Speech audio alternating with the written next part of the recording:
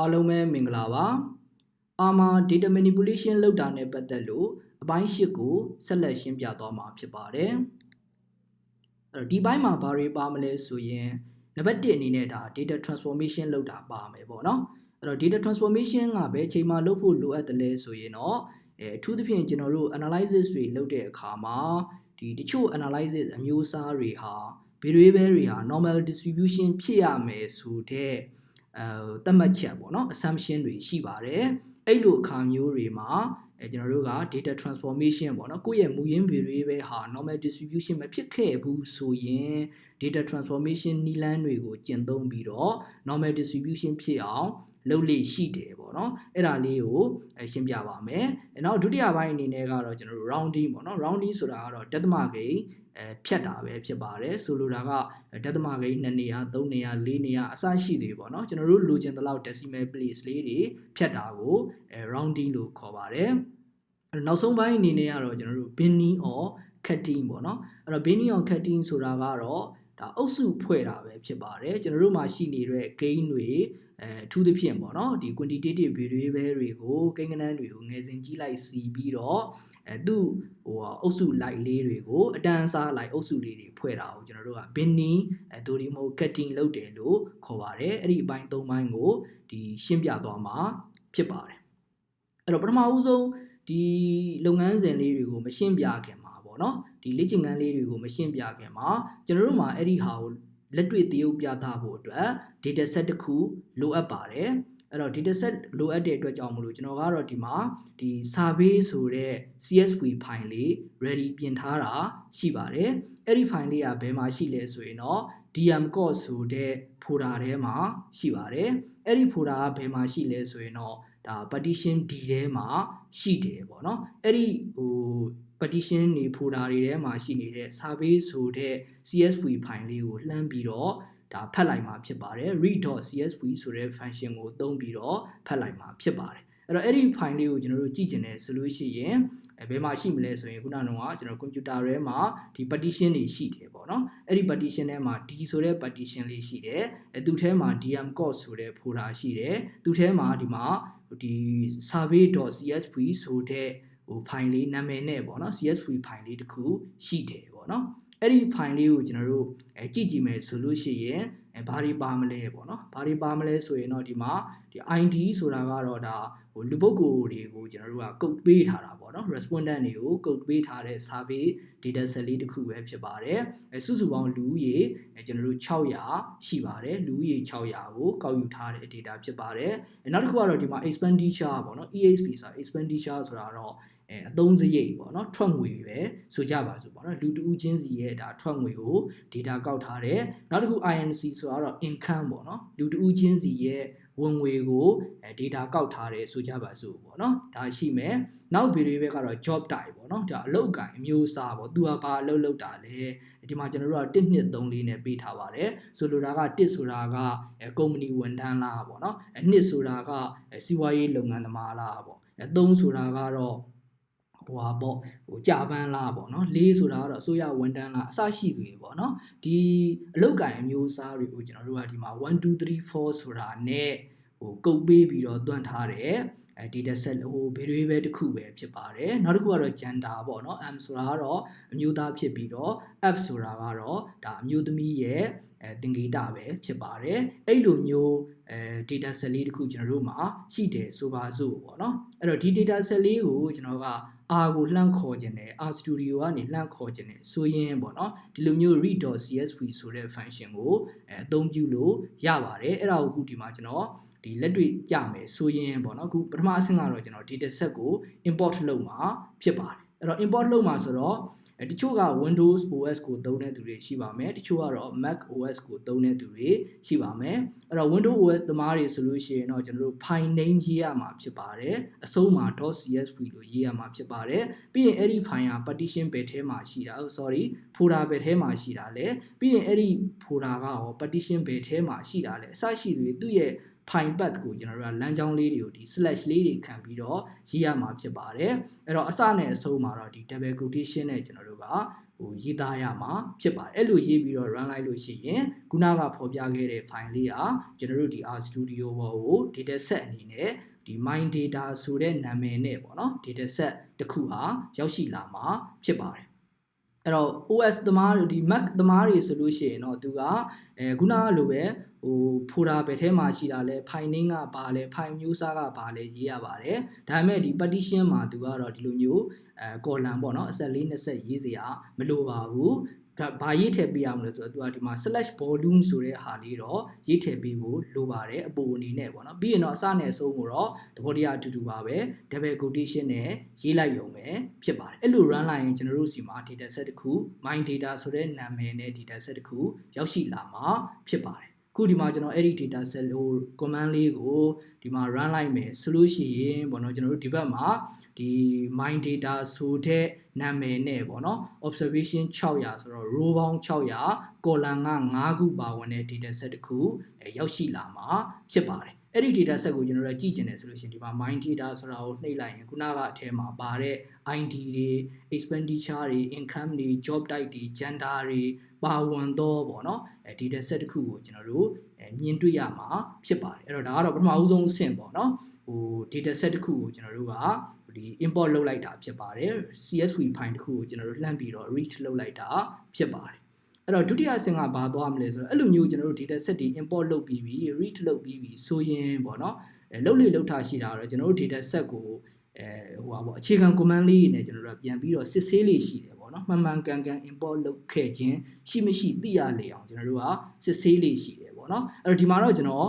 နှစ်မျိုးပဲစစ်လိုက်ပါမယ်ပထမတစ်မျိုးကတော့ head ဆိုတဲ့ function နဲ့structure ဆိုတဲ့ function ကိုသုံးပြီးတော့စစ်ဆေးတာပဲပြလိုက်ပါမယ်အဲ့တော့ head ဆိုတာကတော့ဒါ data set ရဲ့ဥကောင်းပိုင်းပေါ့နော်အပေါ်ပိုင်းကိုဆိုလိုခြင်းဖြစ်ပါတယ်အဲ့တော့ဘယ် data set ရဲ့ head လဲဆိုတော့ my data ဆိုတဲ့ data set ရဲ့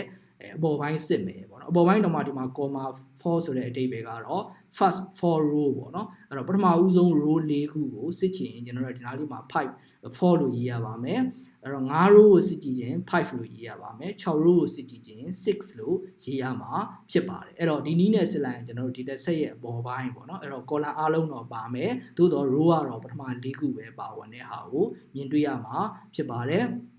နောက်တစ်ခုကတော့ structure ပေါ့နော်အဲ့တော့ structure ဆိုတဲ့ function ကိုသုံးစစ်လိုက်မယ်ဆိုရင်ကျွန်တော်တို့ data set ရဲ့အမျိုးအစားဟာဘာလဲ data frame လား matrix လား array လားအစရှိတွေဒါမျိုးပါမယ်ပြီးရင် row ဘယ်နှခု column ဘယ်နှခုပါလဲဆိုတဲ့ information တွေ့ရမယ်နောက်တစ်ခါဟုတ်ပြီ id ဆိုတဲ့ variable ရဲ့ data အမျိုးအစားကဘာလဲပေါ့နော် character ပါ expenditure ရဲ့အမျိုးအစားကတော့ numeric ပါ income ရဲ့အမျိုးအစားကတော့ numeric ပါ job type ရဲ့အမျိုးအစား data အမျိုးအစားကတော့ integer ပါ gender ရဲ့variable ရဲ့ data အမျိုးအစားကတော့ဒါ character ပါအစရှိတွေပေါ့နော်ဒီလိုမျိုး variable တစ်ခုချင်းစီရဲ့ပေါ့နော်သူ့ရဲ့ data type ပေါ့နော် data type တွေပါဝင်တဲ့ information ကိုလည်းကျွန်တော်တို့တွေ့ရမှာဖြစ်ပါတယ်အဲ့ဒါကိုကျွန်တော်တို့မှာလက်တွေ့စစ်ကြည့်မယ်ဆိုရင်ပေါ့နော်အခုဒီမှာကျွန်တော်ဒီမှာ for ဆိုတာကို head ဆိုတဲ့ဟာကိုအပေါ်ပိုင်း my data ကြီးရဲ့အပေါ်ပိုင်း4 row ကိုစစ်ကြည့်လိုက်မယ်ဆိုရင်ဒီမှာ4ခုရောက်ရှိလာတာကိုတွေ့ရမှာဖြစ်ပါတယ်တကယ်လို့ဒါကျွန်တော်ဒီနားလေးမှာ10လို့သာရိုက်ထည့်လိုက်မယ်ပေါ့နော်10လို့သာရိုက်ထည့်လိုက်မယ်ဆိုရင်တော့ data set ရဲ့ပထမဦးဆုံး10 row ကိုတွေ့မြင်ရမှာဖြစ်ပါတယ်အဲ့တော့ဒါကတော့ head ရဲ့သဘောတရားပေါ့နော်အခုတော့ကျွန်တော်ဒီမှာနံပါတ်4အတိုင်းပဲထားလိုက်ပါမယ်အဲ့တော့နောက်တစ်ခုက structure ကိုခုနကပြောတဲ့အတိုင်းပဲ str ဆိုတဲ့ function ကိုသုံးပြီးတော့ structure ကိုကျွန်တော်တို့ run လိုက်မယ်ဆိုရင်တော့ခုနက data frame တွေ row အရေအတွက်တွေ column အရေအတွက်တွေ variable တစ်ခုချင်းစီရဲ့ပေါ့နော်ဒီ data type အမျိုးအစားလေးတွေပါဝင်တော့ပေါ့နော်ဒီ information တွေကိုကျွန်တော်တို့တွေ့ရမှာဖြစ်ပါတယ်အဲ့တော့ဒါကတော့ဒီပထမအဆင့်အနေနဲ့data set ကို import လုပ်တာနဲ့အဲ့ဒီ data set မှန်မှန်ကန်ကန်ရောက်ရှိခြင်းရှိမရှိကိုပြန်ပြီးတော့ဒါစစ်ဆေးကြည့်လိုက်တာဖြစ်ပါတယ်အဲ့တော့အခုသင်ခန်းစာကိုစသွားမှာကဘာလဲဆိုတော့ data transformation လုပ်တဲ့နည်းပေါ့နော်အဲ့တော့ data transformation ဘယ်လိုလုပ်ကြမလဲပေါ့နော်အဲ့တော့ဘာကြောင့်လုပ်ကြတယ်လဲပေါ့နော်အဲ့တော့ဘာကြောင့်လုပ်ကြတယ်လဲဆိုတော့ခုနကကျွန်တော်ရှင်းပြခဲ့သလိုပဲကျွန်တော်တို့ရဲ့ variable တွေထားပါတော့ဒီမှာဆိုရင်ကျွန်တော် x ဆိုတဲ့ variable တစ်ခုပဲဆိုကြပါစို့ပေါ့နော်ဒီ variable တစ်ခုကဒီမှာကြည့်လိုက်ရင်သူ့ရဲ့ histogram ဆွဲကြည့်လိုက်ရင်ဒါလုံးဝ normal distribution မဟုတ်ပါဘူး normal distribution ကနေလုံးဝတွေ့ဖယ်နေတာဖြစ်ပါတယ်ဒါမျိုးကိုကျွန်တော်တို့ကဒီလိုပုံစံမျိုးကိုဘာလို့ခေါ်လဲဆိုရင်တော့ဒါ positively screw ဖြစ်တယ်လို့ခေါ်တယ်ပေါ့နော်တစ်ဖက်ကိုတိမ်းဆောင်းနေတာပေါ့လေတစ်ဖက်ကိုတိမ်းဆောင်းတယ် ဒါမျိုးကိုဒီဘက်ကိုတောင်းဆောင်းနေဆိုကျွန်တော်တို့ဒါ positively screw ဖြစ်တယ်လို့ခေါ်တယ်ပေါ့နော်နောက်တစ်ခါဒုတိယအောက်မှာ y ဆိုတဲ့ variable ကိုကြည့်လိုက်ပေါ့နော်အဲ့တော့ y ဆိုတဲ့ variable ရဲ့ကျွန်တော်တို့ဒါ histogram ကိုဆွဲကြည့်လိုက်တဲ့အခါမှာလည်းပဲ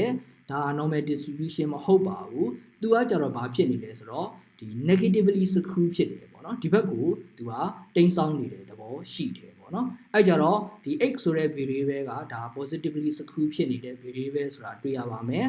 y ဆိုတဲ့ variable ရဲ့ histogram ကိုကြည့်လိုက်တဲ့အခါမှာဒါ negatively screw ဖြစ်နေတဲ့ variable ဆိုတာတွေ့ရမယ်ပေါ့နော်ဒါဆိုလို့ရှိရင်အဲ့လို positive screw ဖြစ်နေလို့ရှိရင် normal ဖြစ်သွားအောင်ကျွန်တော်တို့ဘာလုပ်ကြမလဲပေါ့နော်အဲ့တော့များသောအားဖြင့်ဒီ positive screw ဖြစ်နေတဲ့ data တွေ variable တွေဆိုလို့ရှိရင်တော့ကျွန်တော်တို့ကဒီ log transformation ကိုကျင့်သုံးလေးရှိတယ်ပေါ့နော်အဲ့တော့ဟုတ်ပြီဒီဘယ်ဘက်မှာဖော်ပြထားတဲ့ data တွေကိုသာပေါ့နော် variable x ကိုသာကျွန်တော်တို့က logarithmic transformation ပြောင်းလိုက်မယ်ဆိုရင်ဒီညာဘက်မှာဖော်ပြထားသလိုဒါ data တွေက normal distribution ဖြစ်သွားလေရှိတယ်ပေါ့နော်ဟာအဲ့လိုပဲဟုတ်ပြီဒီလို negatively screw ဖြစ်နေတဲ့ variable ကျွန်တော်တို့မှာရှိလာခဲ့ရင်လဲပေါ့နော်အဲ့လို negatively screw ဖြစ်နေတဲ့ variable တွေကိုကြတော့ကျွန်တော်တို့က reflect and square root transformation လို့ခေါ်တယ်ပေါ့နော်အဲ့တော့ square root transformation လုပ်မယ်ပြီးရင် reflect လုပ်မယ်ပေါ့နော်sorry reflect ကအရင်လုပ်တယ်ပေါ့နော်ပြီးတော့မှ square root transformation ကိုလုပ်လိုက်တယ်ဆိုလို့ရှိရင်ပေါ့နော်ကျွန်တော်တို့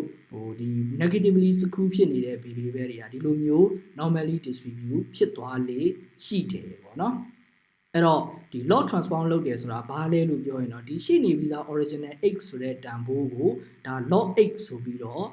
တန်ဖိုးပြောင်းလိုက်တာပဲဖြစ်ပါတယ်အဲ့တော့ဒီမှာဘာလို့ +1 လေးထည့်ထားတော့ဆိုတော့တချို့ data တွေမှာ +1 ထည့်ဖို့လိုပါမယ်တချို့ data တွေမှာတော့ထည့်ဖို့တော့မလိုအပ်ပါဘူးသို့တော့အသေးစိတ်ကိုနောက်ပြီးမှရှင်းပြပါမယ်အခုကတော့ဒီမှာ log x logarithmic transformation ဆိုတာဘာလဲလို့မြင်အဲ့ဒီ x တန်ဖိုးကိုကျွန်တော်တို့က log တန်ဖိုးပြောင်းပြလိုက်တာဖြစ်ပါတယ်အဲ့တော့ဟုတ်ပြီဒီမှာဒီ negatively screw ဖြစ်နေတဲ့ data တွေကိုကြတော့ reflect and square root transformation လုပ်တယ်ဆိုတာဘယ်လိုလုပ်တာလဲပေါ့နော်အဲ့တော့ပထမအဆင့် reflect လုပ်တယ်ဆိုတာကတော့ကိန်းတစ်ခုချင်းဟိုပါပေါ့ variable ထဲမှာပါတဲ့အကြီးဆုံးကိန်းတွေကနေပြီးတော့တန်ဖိုးတစ်ခုချင်းစီကိုကျွန်တော်တို့ကနှုတ်လိုက်တာဖြစ်ပါတယ်အဲ့တော့ဒီမှာလည်းပဲ +1 ဆိုတာလေးပါပါတယ်အဲ့တော့ပေါင်းကျင်လည်းရပါတယ်မပေါင်းကျင်လည်းရတယ်ဒါပေမဲ့တချို့အခြေအနေမှာကျွန်တော်တို့ပေါင်းဖို့လိုတယ်တချို့အခြေအနေမှာတော့မဖြစ်မနေပေါင်းဖို့တော့မလိုဘူးပေါ့နော်အဲ့တော့ဒီ reflex ဆိုတဲ့သဘောကတော့ဒီ maximum တွေကနေပြီးတော့ value ပေါ့နော် maximum value တွေကနေကိန်းတစ်ခုချင်းစီကိုပြန်နှုတ်လိုက်တာပဲဖြစ်ပါတယ်ပြီးရင်တော့reflect လုပ်ပြီးသွားရင်တော့အဲ့ဒီ reflect လုပ်လို့ရလာတဲ့တန်ဖိုးကိုကျွန်တော်တို့က square root တင်လိုက်တာပဲဖြစ်ပါတယ်အဲ့တော့အချုပ်အားဖြင့်တော့ဒီနီလန်းနှစ်ခုကိုရှင်းပြသွားမှာဖြစ်ပါတယ် log transformation နဲ့ reflect and square root transformation တို့အကြောင်းကိုရှင်းပြသွားမှာလက်တွေ့လုပ်ပြသွားမှာဖြစ်ပါတယ်အဲ့တော့ဟုတ်ပြီဒါဆိုရင်ခုနကကျွန်တော်တို့ရဲ့ data ထဲမှာvariable တွေပါတာပေါ့နော်အဲ့ဒီ variable တွေကိုကျွန်တော်တို့ကအခုဒီမှာစစ်ဆေးကြည့်လိုက်ပေါ့နော်အခုဒီမှာကျွန်တော်တို့ကခုနက data ကိုစစ်ကြည့်လိုက်တယ်ဒီတစ်ခါကျတော့ကျွန်တော်တို့ထဲမှာvariable ကဘာပါလဲဆိုတော့ဒီ quantitative variable ပေါ့နော်အဲ့တော့ transformation လုပ်တယ်ဆိုတာကျွန်တော်တို့ကဒီလိုမျိုး quantitative variable တွေကိုပဲလုပ်လို့ရှိပါတယ် categorical variable တွေတော့ data transformation လုပ်လို့မရှိဘူးပေါ့နော်အဲ့တော့ quantitative variable က expenditure နဲ့ income ဆိုပြီးတော့နှစ်ခုပါတယ်ပေါ့နော်အဲ့ဒီနှစ်ခုရဲ့ကျွန်တော်တို့ဒီ distribution ကိုကျွန်တော်တို့ histogram ဆိုတဲ့command ကိုသုံးပြီးတော့ပေါ့နော် expenditure ဆိုတဲ့ variable ကိုကျွန်တော်တို့သူ့ရဲ့ histogram ကိုစစ်ကြည့်လိုက်မယ်ပေါ့နော်အဲ့လိုစစ်ကြည့်လိုက်မယ်ဆိုရင်ခုနကပြောလို့ကျွန်တော်တို့ကဒါ positively screw ဖြစ်နေတာကိုတွေ့ရမှာဖြစ်ပါတယ်အဲ့လိုပဲနောက်တစ်ခါဒီ income ဆိုတဲ့ဒုတိယ variable ပေါ့နော် income ဆိုတဲ့ဒုတိယ variable ရဲ့ကျွန်တော်တို့ဒီမှာhistogram ကိုကျွန်တော်တို့ဆွဲကြည့်လိုက်တဲ့အခါမှာသူကတော့ဒီ negatively screw ဖြစ်နေတာကိုတွေ့ရမှာဖြစ်ပါတယ်အဲ့တော့ကျွန်တော်တို့မှာဒီမှာ positively screw ဖြစ်နေတဲ့ variable တစ်ခုပါတယ် negatively screw ဖြစ်နေတဲ့ variable တစ်ခုပါမယ်ပေါ့နော်အဲ့ဒီ variable တွေကိုကျွန်တော်တို့ကဒီ logarithmic transformation ပြောင်းမယ်ပေါ့အဲ့ကြတော့ဘယ်လိုအနေထားမှာ logarithmic transformation ပြောင်းရမှာလဲဆိုတော့ဒီလိုမျိုး positively screw ဖြစ်နေလို့ရှိရင်ကျွန်တော်တို့က log transformation ကိုပြောင်းလေးရှိတယ်ပေါ့နော်အဲ့တော့ log transformation ကိုဘယ်လိုပြောင်းမလဲဆိုတာကျွန်တော်တို့ကြည့်ရမယ်ပေါ့နော်အဲ့တော့ log transformation ကိုပြောင်းနေဆိုရင်ပေါ့နော်ပထမဦးဆုံးဒီမှာကျွန်တော်တို့ဒီ PowerPoint မှာကျွန်တော်ရှင်းပြရမယ်ဆိုလို့ရှိရင်ပေါ့နော်အဲ့တော့ဒီ transformation မလုပ်ခင်တုန်းကကျွန်တော်တို့ရဲ့ data set ဒီပုံစံရှိလိမ့်မယ်ပေါ့နော်ပထမ for row ကိုကျွန်တော်တို့စစ်ကြည့်လိုက်မယ်ဆိုရင်ဒီပုံစံမြင်တွေ့ရမှာဖြစ်ပါတယ်ဟုတ်ပြီဒါဆိုရင်ကျွန်တော်တို့က log transformation ဘယ်လိုလုပ်မလဲပေါ့နော်အဲ့တော့ဟုတ်ပြီဒါဆိုရင်ကျွန်တော်တို့ my data ဆိုတဲ့ data set ထဲကို log expenditure ဆိုပြီးတော့ variable တစ်ခုကိုထပ်ပြီးတော့ပေါင်းထည့်မယ်ပေါ့နော်အဓိပ္ပာယ်ကတော့ column တစ်ခုထပ်ပြီးတော့ထည့်မယ်လို့ command ရေးလိုက်တာဖြစ်ပါတယ်အဲ့ဒီ column ရဲ့တန်ဖိုးတွေကဘာတွေဖြစ်မှာလဲဆိုတော့ကျွန်တော်တို့မှာ my expenditure ဆိုတဲ့ဒီမှာ data တွေရှိတယ်ပေါ့နော် expenditure ဆိုတဲ့ expenditure my data ထဲမှာ expenditure ဆိုတဲ့ data တွေရှိတယ်အဲ့ဒီ data တွေကိုကျွန်တော်တို့က log တန်ဖိုးပြောင်းပေးပါလို့ command ပေးလိုက်တာပဲဖြစ်ပါတယ်အဲ့တော့ဒီ +1 ဆိုတာလေးကကြတော့ကျွန်တော်တို့ကဘာကိုရှောင်ရှားကြံလို့လဲဆိုတော့တကယ်လို့ပေါ့နော်ကျွန်တော်တို့ဒီ data set တွေထဲမှာဒီမှာ66ဒီမှာ105ဒီမှာ180ပါတယ်ပေါ့နော်တကယ်လို့များကျွန်တော်တို့ data set တွေထဲမှာ0ပါခဲ့ရင်အဲ့ဒီဟာကိုရှောင်ရှားကြံလို့ဖြစ်ပါတယ်အဲ့တော့တစ်ခါတည်းမှာဒီ expenditure 0ရှိနေတဲ့အနေအထားမျိုးကြုံရနိုင်တယ်ပေါ့နော်ဒါဆိုလို့ရှိရင်0ပါနေခဲ့လို့ရှိရင်ကျွန်တော်တို့ကဒီမှာ1ဆိုတာလေးကိုကျွန်တော်တို့အရန်အနေနဲ့ပေါင်းထည့်လိုက်တာဖြစ်ပါတယ်0ပါလာခဲ့ရင်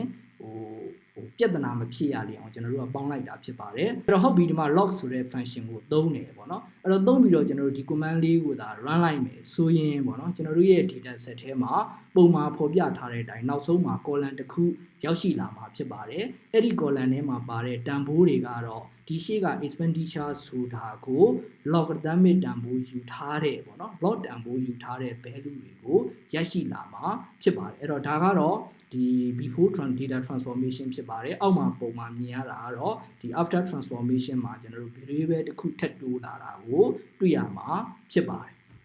အဲ့တော့အဲ့ဒါကိုကျွန်တော်တို့အားမှာဒီလက်တွေ့ပြမယ်ဆိုလို့ရှိရင်ပေါ့နော်ပထမဆုံးကုတ်ရေးရမှာတော့ my data တဲကို log expenditure ဆိုတဲ့ exp ဆိုတဲ့နာမည်တစ်ခုပေါ့နော် variable တစ်ခုကျွန်တော်တို့ထပ်ပြီးတော့ပေါင်းမယ်ပေါ့နော် sorry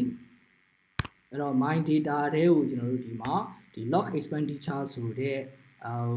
column တစ်ခုထပ်ပေါင်းမယ်ပေါ့နော်အဲ့ဒီ column ထဲမှာပါတဲ့ဒီတန်ဖိုးတွေကဘာဖြစ်ရမှာလဲဆိုတော့ဒီ my data တွေက expenditure ဆိုတဲ့တန်ဖိုးတွေကို1ပေါင်းပြီးတော့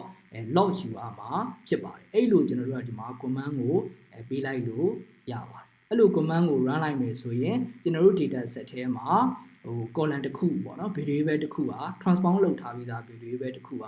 ရောက်ရှိလာပြီဖြစ်ပါတယ်အဲ့တော့ရောက်မရောက်ကိုကျွန်တော်တို့ဒီမှာ head ဆိုတဲ့ function နဲ့ကျွန်တော်ဒီမှာစစ်ကြည့်လိုက်မယ်ဆိုရင်ဒီနောက်ဆုံးမှာဒီ log တန်ဖိုးတွေယူထားတဲ့ expenditure တွေရရှိလာမှာဖြစ်ပါတယ်ဒါဆိုလို့ရှိရင်ဟုတ်ပြီဒီလို positive skew ဖြစ်နေတဲ့ data ကိုပေါ့နော်အဲ့လို log ယူလိုက်ရင်ဘာဖြစ်သွားမှာလဲဆိုတာ distribution ကိုသိချင်ရင်ခုနကကျွန်တော်တို့ရှာဖွေထားတဲ့နောက်ဆုံး column log expenditure ရဲ့distribution ကိုကျွန်တော်တို့က histogram ဆိုတဲ့ function နဲ့သုံးပြီးတော့စစ်ဆေးကြည့်လိုက်လို့ရတယ်ပေါ့နော်အခုအဲ့မှာအဲ့ဒီ command ကိုကျွန်တော်တို့ဒီမှာ run လိုက်မယ်ဆိုရင်စောပိုင်းတုန်းကကျွန်တော်တို့ရဲ့ဒီဟိုဟာကတော့ expenditure ကတော့ positively skew ဖြစ်နေတာတွေ့ရပြီးတော့အခုနောက်ဆုံး run လိုက်တဲ့ဒီ log expenditure ကတော့ဒါ normal distribution ဖြစ်နေတာကိုတွေ့ရမှာဖြစ်ပါတယ်အဲ့တော့ဒါကတော့ positively skew ဖြစ်နေတဲ့ data တွေကိုကျွန်တော်တို့က normal distribution ဖြစ်သွားအောင်လုပ်လိုက်တာဖြစ်ပါတယ်အဲ့တော့အခု section ပြမှာကကြတော့ဒီ negatively skew ဖြစ်နေတဲ့ data ကျွန်တော်တို့မှာပါတယ်ပေါ့နော်အဲ့တော့ negatively skew ဖြစ်နေတဲ့ data ကဘာလဲဆိုတော့ဒီ income ဆိုတဲ့ variable ကကြတော့ဒါ negatively skew ဖြစ်တယ်ပေါ့နော်အဲ့တော့ negatively skew ဖြစ်နေတဲ့ data ကို normal ပြောင်းခြင်းဘာလုပ်ရလဲဆိုတော့ကျွန်တော်တို့ကဒီ reflection အရင်လုပ်ရပါတယ်reflection အရင်လုပ်ရတယ်ပေါ့နော်ပြီးရင်အဲ့ဒီ reflection လုပ်ထားပြီးသားတန်ဖိုးကိုကျွန်တော်တို့က square root ရှာမှာဖြစ်ပါတယ်အဲ့တော့ဒီမှာလည်းပဲဘာလို့1ပေါင်းလဲဆိုရင်ပေါ့နော်ကျွန်တော်တို့ရဲ့ဒီ reflection လုပ်လိုက်တဲ့တန်ဖိုးကတစ်ခါတရံမှာ0ရနိုင်တာမျိုးဒုတိယမဟုတ်1ရနိုင်တာမျိုးရှိကောင်းရှိနိုင်တယ်ပေါ့နော်အဲ့လိုဟာမျိုးဆိုလို့ရှိရင်ကျွန်တော်တို့ကဒီဟိုပါပေါ့square root 0ဆိုတာတန်ဖိုးမဲ့သွားမှာဖြစ်တဲ့အတွက်ကြောင့်မို့လို့ဒီမှာသူ့ထဲမှာ1ပေါင်းပေးလိုက်ရတာပဲဖြစ်ပါတယ်အဲ့တော့ဟိုဟာပေါ့မထည့်ခြင်းလည်းရပါတယ်ဒီ1ဟာကျွန်တော်တို့ data ထဲမှာအဲ့လိုမျိုးဖြစ်နိုင်စရာအကြောင်းမရှိဘူးဆိုရင်တော့ဒီ +1 လေးဟာမထည့်ခြင်းလည်းရပါတယ်ထည့်ထားလည်းပဲကျွန်တော်တို့ရဲ့ဒီထွက်လာတဲ့ value တွေပေါ်မှာတော့အများကြီးသက်ရောက်မှုတော့မရှိနိုင်ပါဘူးဒါကြောင့်မို့လို့ဒီ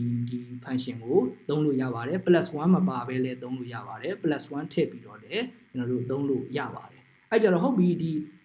square root ရှာတယ်ဆိုတာကတော့ရှင်းတယ်ပေါ့နော် square root ရှာတယ်ဆိုတာရှင်းတယ်ဒီ reflection လုပ်တယ်ဆိုတဲ့အဓိပ္ပာယ်ဘာလဲဆိုတာကိုကျွန်တော်ရှင်းပြမှာဖြစ်ပါတယ်အဲ့တော့အခုဒီမှာဒီမရှင်းပြခင်မှာကျွန်တော်တို့ဒီဟိုဟာပေါ့income ဆိုတဲ့ variable တစ်ခုကိုကျွန်တော် transform လုပ်မယ်ပေါ့နော် အဲ့တော့ transform လုပ်မယ်ဆိုတော့အခုဒီမှာ transformation မလုပ်ခင်မှာကျွန်တော်တို့ data set ကဒီတိုင်းဒီပုံစံအနေထားနဲ့ရှိနေမှာဖြစ်ပါတယ်အဲ့တော့ဟုတ်ပြီအခုဒီမှာ transform လုပ်လိုက်မယ် my data ဆိုတဲ့ data set ကြီးကိုတဲက variable တစ်ခုကို transformation လုပ်မယ်ပေါ့နော်အဲ့တော့သူ့ကို variable ဟိုပါပေါ့ column အသစ်တစ်ခုနာမည်ပေးလိုက်မယ် t.inc ဆိုပြီးတော့ပေါ့နော် variable တစ်ခုထပ်ထည့်ပါမယ်ပေါ့နော်အဲ့ဒီ variable က transform လုပ်လိုက်တာပေါ့နော် income ကို transform လုပ်လိုက်မယ်ပေါ့နော် t.inc လို့ variable နာမည်ကိုနာမည်ပေးလိုက်မယ်ပေါ့နော်အဲ့တော့အထက်မှာပါတဲ့တန်ဖိုးတွေကဘာတွေလဲဆိုရင်တော့ခုနက reflection လုပ်ပြီးတော့ square root တင်တာပဲဖြစ်ပါတယ်အဲ့တော့ဒီပုံစံမျိုးသာကျွန်တော်တို့ run လိုက်မယ်ဆိုရင်ပေါ့နော်ကျွန်တော်တို့ data set ထဲမှာဒီလိုမျိုးပေါ့နော်ဟို column အသစ်တစ်ခုဟာရောက်ရှိလာမှာဖြစ်ပါတယ်အဲ့ဒီ column ထဲမှာပါတဲ့တန်ဖိုးတွေကဘာတွေလဲဆိုရင်ဒီဘက်ကဒီ income ဆိုတဲ့တန်ဖိုးတွေကိုဒါ reflection နဲ့ဒါ square root လုပ်ပြီးတော့ရလာတဲ့တန်ဖိုးတွေပဲဖြစ်ပါတယ်အဲ့ဒါကိုကျွန်တော်တို့ဒီမှာဒီ R Studio မှာကျွန်တော်တို့လက်တွေ့ကြည့်တယ်ပေါ့နော်အဲ့တော့လက်တွေ့မကြည့်ခင်မှာဒီမှာဟိုဟာတွေကိုကျွန်တော်တို့ reflection ဘယ်လိုလုပ်တယ်လဲပေါ့နော် reflection ဆိုတဲ့သဘောကိုကျွန်တော်ရှင်းပြပါမယ်အဲ့တော့အခု reflection ဆိုတဲ့သဘောကတော့ကျွန်တော်တို့ဒီမှာ data တွေမှာခုနလူပေါင်း600လောက်ပါတယ်ပေါ့နော်လူပေါင်း600လောက်ရဲ့ data တွေကိုကောက်ယူထားတာဖြစ်ပါတယ်အဲ့တော့ reflection ရဲ့သဘောကကြတော့ဒီမှာ income ဆိုတဲ့ variable ထဲမှာ maximum value တစ်ခုတော့ရှိမှာပဲပေါ့နော်အဲ့ဒီ maximum တွေကနေပြီးတော့ကိန်းတစ်လုံးချင်းစီကိုသူက income တစ်ခုချင်းစီကိုပြန်နှုတ်တာဖြစ်ပါတယ် reflection ဆိုတာအခုဒီမှာ my data ကိုကျွန်တော်သွားလိုက်မယ်ပြီးလို့ရှိရင်ဒီမှာ income ဆိုတဲ့ variable ကိုကျွန်တော်ငယ်စဉ်ကြီးလိုက်စီလိုက်မယ်ပေါ့နော်ဒီမှာ down arrow လေး up arrow လေးကိုနှိပ်လိုက်ဒါငယ်စဉ်ကြီးလိုက်ကြီးစဉ်ငယ်လိုက်ကျွန်တော်စီနေတာဖြစ်ပါတယ်အဲ့တော့အငယ်ဆုံးက1ပဲဖြစ်ပါတယ်အကြီးဆုံးက650ဖြစ်ပါတယ်အဲ့တော့ maximum value ကိုပြောပါဆိုရင်တော့ဒါ650.5ဆိုတာဟာဒီတန်ဖိုးပဲဖြစ်ပါတယ်အဲ့တော့ဒီနားလေးမှာကျွန်တော်650.5ကိုထည့်လိုက်တာဖြစ်ပါတယ်ပြီးလို့ရှိရင်တော့ဒီ my data တွေက income ကိုကျွန်တော်တို့ပြန်နှုတ်တယ်ဆိုတဲ့အဓိပ္ပာယ်ကတော့အဲ့တော့650ဒသမပေါ့နော်ဒီမှာ650.5ထဲကနေ1ကိုနှုတ်တယ်650.5ထဲကနေ994 59.4ကိုနှုတ်တယ်650.5ထဲကနေ123.1ကိုနှုတ်တယ်ပေါ့နော်အဲ့တော့ maximum နဲ့ကနေပြီးတော့ကျွန်တော်ကကိန်းတစ်လုံးချင်းစီကိုပြန်နှုတ်တာဖြစ်ပါတယ်ကိန်းတစ်လုံးချင်းစီနှုတ်ပြီးမှသူ့ရဲ့တန်ဖိုးကို square root တင်တာဖြစ်ပါတယ်ဥပမာအားဖြင့်ဒီပထမrow ကိုရှင်းပြမယ်ဆိုရင်ဒီကျွန်တော်တို့ဒီမှာ650.5ထဲကနေ1ကိုနှုတ်လိုက်တယ်နှုတ်ပြီးတော့ square root တင်လိုက်လို့ရှိရင်ပေါ့နော်အဲ့ဒီရဲ့ဒီဟိုပါပေါ့ reflection နဲ့ဒါ square root ရဲ့တန်ဖိုးကိုရရှိလာမှာဖြစ်ပါတယ်အဲ့တော့ဒီဟိုဟာ reflection လုပ်တယ်ဆိုတာကတော့ maximum value ပေါ့နော်အဲ့ဒီ variable ထဲမှာပါတယ်အကြီးဆုံးတန်ဖိုးတွေကနေပြီးတော့သူ့ variable ရဲ့ကိန်းတစ်လုံးချင်းစီကိုကျွန်တော်တို့ကပြန်နှုတ်တာဖြစ်ပါတယ်ရလာတဲ့တန်ဖိုးကိုဒါ square root တင်လိုက်တာဖြစ်ပါတယ်အဲ့ကြတော့ဟုတ်ပြီအခုဒီမှာကျွန်တော်တို့ command run လိုက်မယ် my data ထဲမှာကျွန်တော်တို့ကဒီ transform ဒီ income ဆိုတဲ့ variable column တစ်ခုထပ်ပြီးတော့ထည့်မယ်ပေါ့နော်သူ့ရဲ့တန်ဖိုးတွေကတော့ဒီလိုမျိုး transformation method ကိုကျင့်သုံးပြီးထည့်မှာဖြစ်ပါတယ်လို့အခုဒီမှာ command ကိုကျွန်တော် run လိုက်မှာဖြစ်ပါတယ်အဲ့လို run လိုက်တာနဲ့ကျွန်တော်တို့ data set ထဲမှာဒီ t.income ဆိုတဲ့ variable တစ်ခုဟာရောက်ရှိသွားမှာဖြစ်ပါတယ်ရောက်မရောက်ကိုကျွန်တော်တို့ဒီမှာကြည့်ကျင်တယ်ဆိုရင်ပေါ့နော်ရောက်မရောက်ကိုကြည့်ကျင်တယ်ဆိုလို့ရှိရင်ကျွန်တော်တို့ဒီမှာနောက်ဆုံးမှာcolumn မှာဒီဟိုပါပေါ့နော် t.inc ဆိုတဲ့ column တစ်ခုဒီမှာရောက်ရှိလာတာကိုတွေ့ရမှာဖြစ်ပါတယ်အဲ့တော့ဒါကတော့ဒီ negatively skew ဖြစ်နေတဲ့ income data တွေကိုကျွန်တော်တို့က reflect and ဒီ square root method ကိုကျင့်သုံးပြီးတော့ data transformation လုပ်လိုက်တာဖြစ်ပါတယ်အဲ့လို transformation လုပ်လိုက်ရင် distribution ကဘယ်လိုဖြစ်သွားပြီလဲပေါ့နော်အဲ့တော့ခုနက income ဆိုတာကိုကြည့်တယ်အခုတစ်ခါမှဒီ transform လုပ်ထားတဲ့ income ဆိုတာကိုကျွန်တော်တို့က distribution စစ်ကြည့်ခြင်းတယ်ဆိုရင်ပေါ့နော်ဒီမှာသူ့ရဲ့ပုံကိုစစ်ကြည့်လိုက်ရင်ကျွန်တော်တို့ဒီမှာ income ဆိုတော့เนาะ t.income ဆိုတဲ့ variable ကဒါ more or less normal ဖြစ်သွားတာကိုတွေ့ရမှာဖြစ်ပါတယ်စောစောပိုင်းတော့ကျွန်တော်တို့ရဲ့ income data ဟာ my data ထဲမှာပါတဲ့ income data ဒီလိုမျိုး negatively skew ဖြစ်နေတာကိုတွေ့ရမှာဖြစ်ပါတယ်အခုနောက်ဆုံး transform လုပ်လိုက်တဲ့အခါမှာ t.income ဆိုတဲ့ဟို variable ကတော့အခုလိုမျိုး normal distribution